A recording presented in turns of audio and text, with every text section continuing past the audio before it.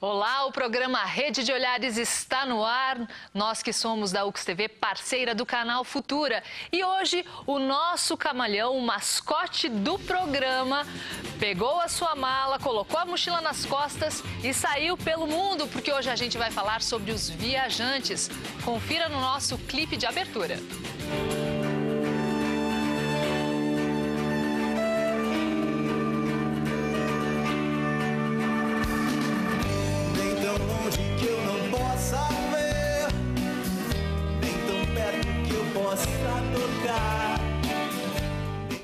Hoje, então, nós vamos falar sobre o camalhão viajante, morar no mundo aí, com várias pessoas que fizeram viagens muito bacanas, a pé, de Vespa, de Fusca. A gente vai trocar experiências. Quem fez da viagem arte transformada em livros, textos e aquarelas também. Mas antes a gente conversa com a Carol Dallagnol. Tudo bom, Carol? Tudo bem. Você é uma viajante nata?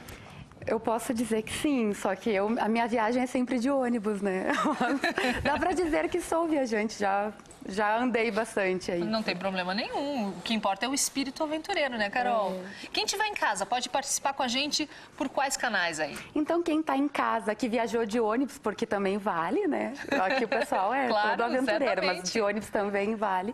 Pode ligar no 3218-2194 ou pode entrar nos canais de interatividade na internet, né?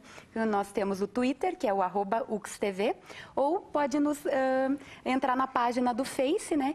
Que é o canal UXTV. Daí pode comentar ali e conversar com a gente, contar as histórias. O que importa é participar, né, Carol? Com certeza. E ao longo do programa a gente vai estar dando dicas de sites bem bacanas para quem quiser viajar, porque afinal de contas, como a Carol falou, não importa o veículo, não importa o meio, o que importa é ter esse espírito aventureiro. Vamos ver quem começa a falar sobre esse espírito aventureiro aí. Vou escolher o Giacomin e o Nivaldo Pereira, eles que transformaram viagem em arte nesse livro, Jeitos de Ser do Brasil. O livro foi lançado aqui em Caxias do Sul ontem à noite, né? Ontem à noite, exatamente. Debutando aí. Debutando, né? É. E aí, como é que surgiu essa ideia desse livro, Giacomin? Pois é, essa ideia surgiu, na verdade, em 2007, quando eu estava compilando o livro Poesias em Aquarela, que nosso amigo baiano Nivaldo Pereira fez a apresentação e já vinha por um longo período fazendo os textos dos meus trabalhos. E aí, vendo aquele portfólio e vendo um pouco do Rio Grande do Sul, que estava lá enclausurado, digamos assim, vislumbrei a ideia de, poxa vida, por que não colocar um Brasil aqui dentro? Acho que merecia, né? Então, a Mara De Carli, que é a nossa gerente do projeto, diz, você tá maluca, dá um time aí, que isso é um negócio muito gigante e tal.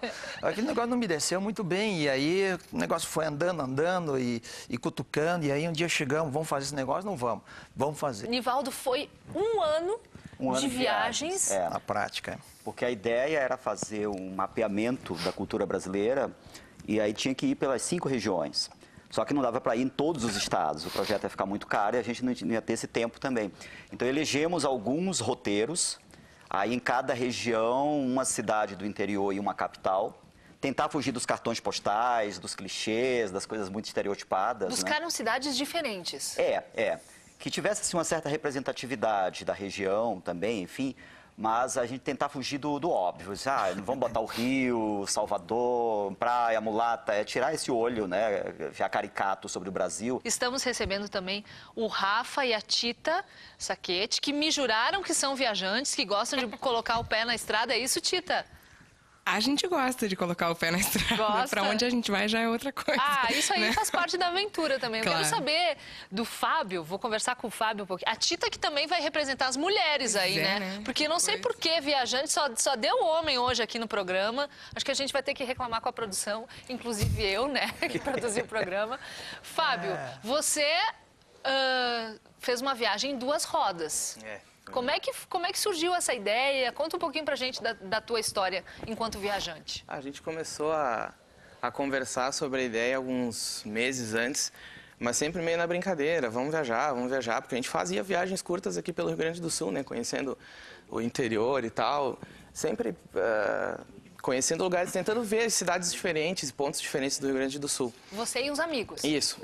Na época, a gente andava em várias pessoas, mas a gente não tinha muito preconceito com moto. Então, podia vir qualquer cilindrada, qualquer moto. A gente andava, era muito receptivo o nosso motogrupo.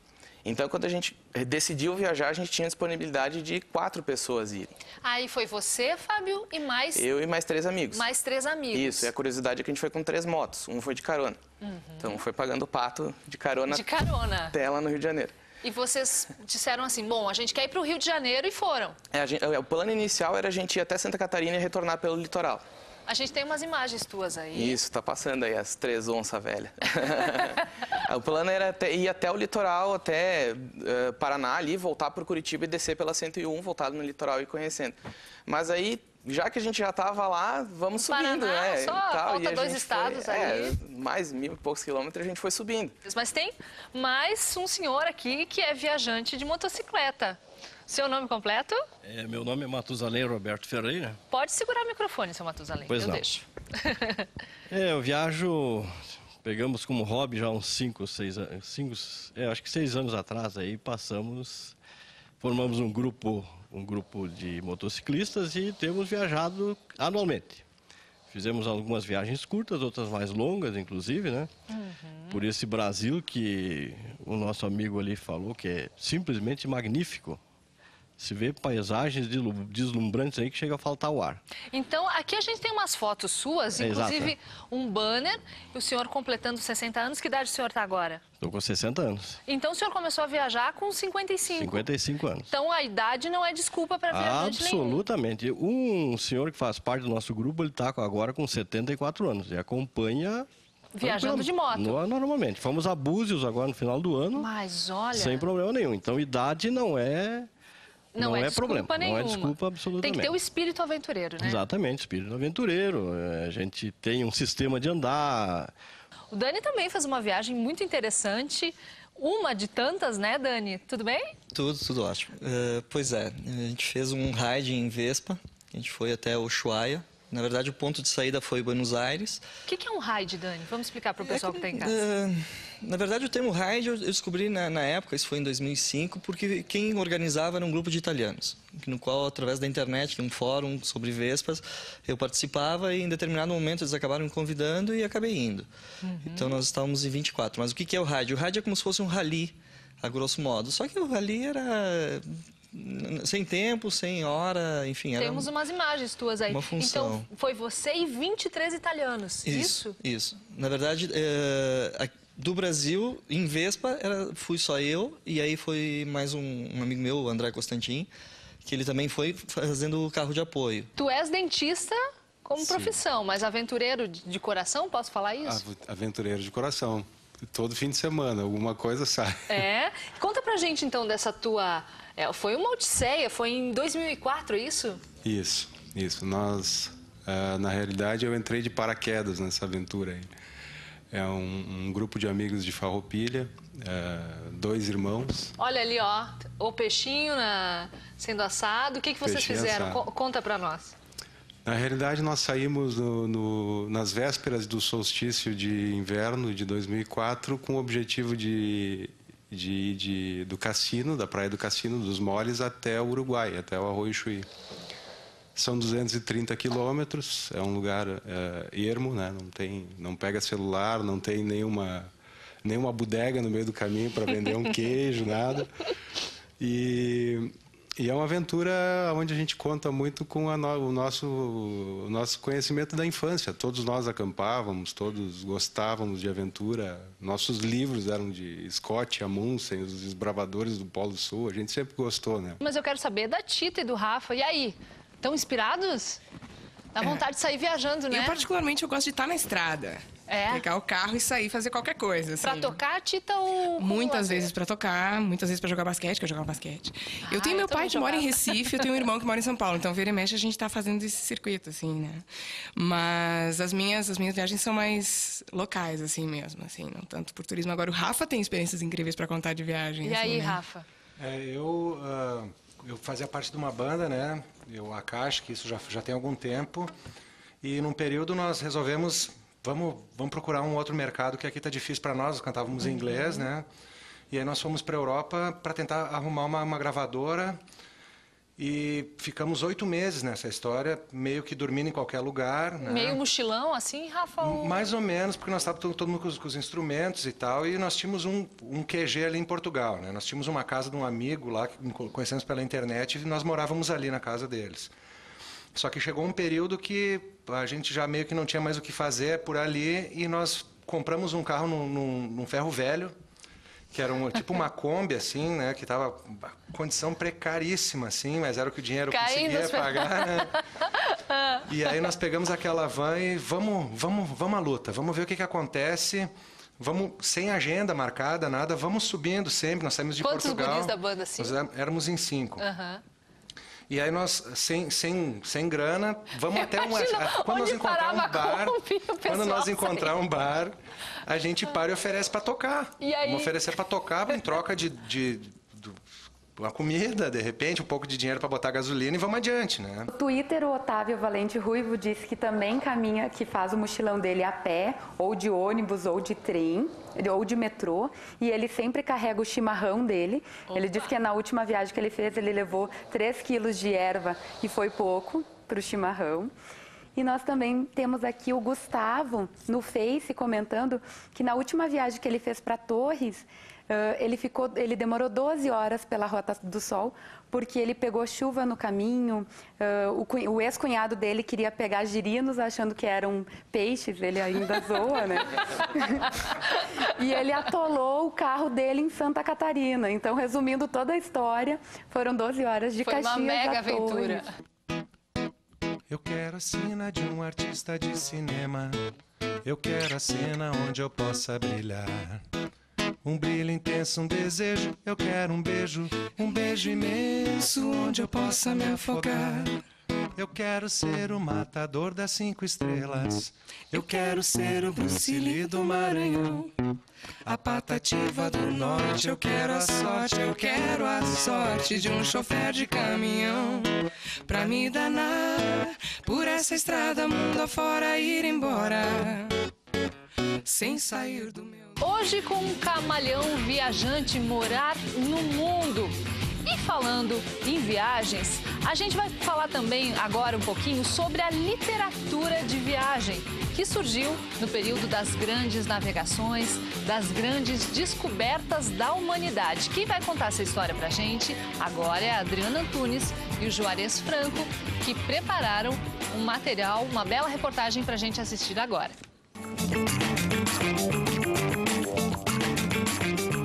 Desde a antiguidade existem relatos de jornada. Hoje em dia, planejar uma viagem é muito mais fácil, seja através da internet ou com a ajuda de profissionais da área.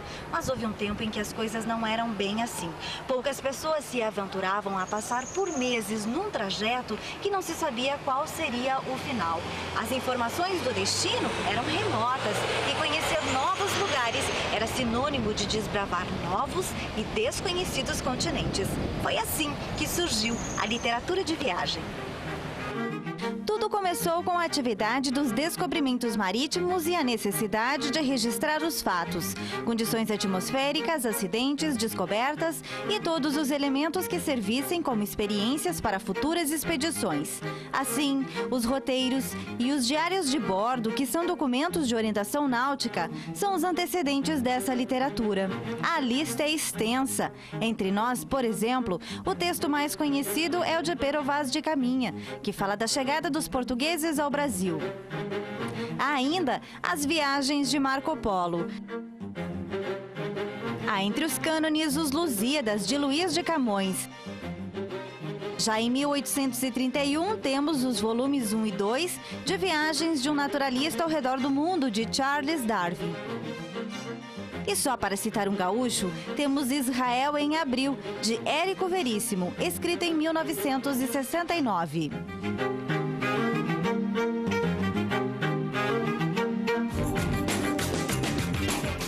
Tá aí, muito legal. Carol, Vamos chamar o pessoal de novo que está em casa aí, quem quiser participar com a gente desse programa sobre os viajantes. Então, quem está em casa e quer conversar sobre as aventuras que tiveram nas suas viagens, né? Conta pra gente no 3218 2194, ligando pra gente, ou entrando em contato nos canais de interatividade, que nós temos o Face, né? Que é a página da UX-TV, ou no Twitter, é só mandar um tweet para nós no @UX-TV. Começou uma viagem para a África do Norte. Eu sempre me refiro a essa viagem porque eu e meu grande amigo Vini,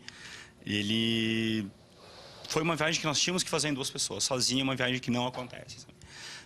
A África do Sul é um país até então muito, como vou te dizer, as pessoas não tinham muito conhecimento, tinham um certo receio sobre a África, e nós decidimos, vamos realmente desbravar, ver, conhecer, e o que melhor do que uma Copa do Mundo para ter essa oportunidade. Então pegaram o link da Copa e foram para lá. Fomos para lá. A ideia era ficar 3 meses? A ideia inicial começou para ficar realmente 3 meses. E daí tá? conta pra gente, Gastão, que a ideia era comercializar essas mantas aqui da África do Sul. Olha que bonitinho, ó. Isso mesmo. Na verdade, como a gente mochileiro geralmente tem uma certa falta de caixa para viajar, né? Uhum. Então, nós pensamos, Copa do Mundo na África do Sul vai estar frio, né? O pessoal realmente gosta de manta. Eu não sei para quem que eu mostro aqui. Os europeus, eles usam muitas mantas nos estádios, mostram muitas mantas dos times de futebol. E o Maurício, que foi a pé de Caxias a Florianópolis, Maurício? Isso E mesmo. aí? Um pouquinho mais longe. Foi uma viagem de 500 quilômetros, 500 quilômetros. Quase um mês viajando. Quase um mês. Foi há 10 anos atrás, em 2002. O que motivou vocês a fazerem esse percurso? Também a gente vem de um grupo de amigos que se criaram juntos nos escoteiros, então a gente é muito acostumado a acampar, passar mal, dormir no chão, passar frio, o que for preciso. Fazendeada. Fazendeada. E aí antes dessa viagem das fotos, em 98, a gente já tinha ido a pé até Torres, num grupo de 5 pessoas, numa viagem de 7 dias. Quando a gente viaja, a gente acaba encontrando gente muito interessante, né? E compartilha esse desejo de viajar com outras pessoas. Com certeza a gente faz amizades que não se esquece depois. Para onde você já foi? Enquanto isso, a gente vai mostrando umas fotos aí que a Carol tá procurando no Facebook, as suas fotos. Eu já morei na Inglaterra, fui trabalhar de voluntário por 1 ano. Voluntário? Fui trabalhar como babá na Alemanha também. Babá!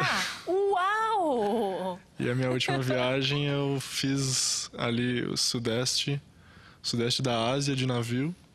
Foram 35 dias, 18 mil quilômetros dentro de um navio. Basicamente a mesma rota do Daniel. O Daniel fez Pode falar bem perto do microfone. O Daniel fez uma quilometragem a mais, porque ele fez uma outra perna, ele desceu até o Ushuaia e nós pegamos para dentro do Chile. Acredito que tu fez a carretera austral também, né?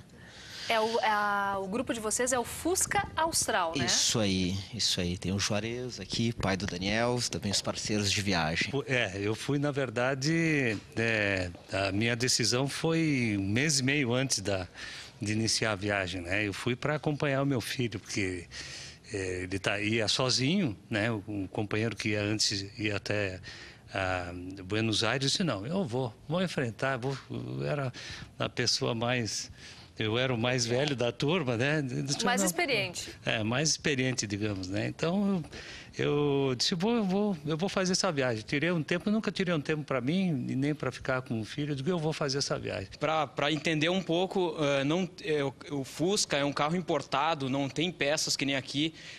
A gente teve o para-brisa do Fusca do Cláudio quebrado, numa cidade que tinha 2 Fuscas e o pessoal tentou entrar em contato com os donos dos carros, iam tirar os para-brisa, aí teve um vidraceiro que fez o para-brisa na hora, então esse contato com as pessoas, com as pessoas é uma experiência que o viajante tem e o turista não, né? Exatamente. Eu acho que tem isso também. Gente, muito obrigada. Eu vou encaminhando o nosso programa para o final. Eu falei para vocês, quando começava a ficar bom, terminava. Carol, a gente tem dicas de 2 sites também para deixar para o pessoal que se encantou aí com essa viagem, queira botar o pé na estrada, né? Tem um site muito bacana que é o www.caroneiros.com, que é um site onde você consegue solicitar carona para alguém. Se tu tá indo para Porto Alegre, tu diz, né, que tu indica aqui, cadastra, né, e tu consegue carona. Vale para todo o Rio Grande do Sul. Porto Alegre é só um exemplo, né? Isso, Porto Alegre é só um exemplo. Florianópolis também. Tem vários aqui e várias pessoas cadastradas. Aí tem os carrinhos e tal, para onde que está indo, aonde que vai ir, enfim. E também nós temos o site da Receita, www.receita.fazenda.gov.br Viajantes, que ali tem dicas para viajantes, que é da própria Receita Federal, né?